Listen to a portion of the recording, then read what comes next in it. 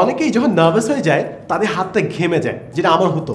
পরীক্ষা হলে ঢোকার সাথে সাথে নার্ভাস হয়ে মানে কি না কি হবে, আমার হাত ঘেমে যেত, কলম পিছলানো শুরু করলো, হাতে ঘাম, হাত রাখছি টেবিলে ময়লা হাতে, ওই হাত দিয়ে লিখতে যাচ্ছি, ওই ময়লা এখন খাতায়, তো একদম যাচ্ছে তাই অবস্থা।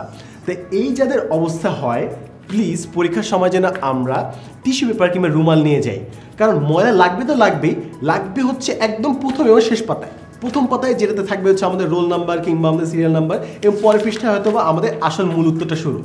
যখন কোনো একজন টিচার, যিনি পরীক্ষক, যিনি আমাদের মার্কটা দিচ্ছে, খাতাটা নিবে, ফার্স্টে যখন দেখবে যেটা লম্বা একটা হাতের ছাপ ময়লা দিয়ে, পরের পৃষ্ঠাতে দেখবে আরেকটা হাতের ছাপ, ওনার কিন্তু মুডটাই অফ হয়ে যাবে, এবার একটা ব্যাড ইমপ্রেশন পড়বে।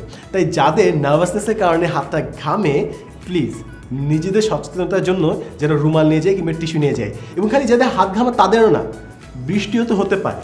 অনেক সময় এমন হয়েছে যে পরীক্ষা হলে গিয়েছি, আগের দিন বৃষ্টি হয়েছিল, জানলা খোলা ছিল, পানিতে ভিজে গেছে, তখন যদি না থাকে কোনো কিছু, তাহলে তো প্যান্ট দিয়ে জিনিসটা মুছতে হবে এবং খাতার উপরে পানি পড়বে। তাই আমরা যেন হাত ঘামুক আর না ঘামুক, সবার জন্য রুমাল এবং টিস্যু পেপার পরীক্ষা হলে নিয়ে যায়, এবং নিয়ে যে পরীক্ষা শুরু করার আগে যেন সেটা অ্যানাউন্স করে টিচারের কাছে যে আমার পকেটে রুমাল আছে কিংবা টিস্যু আছে।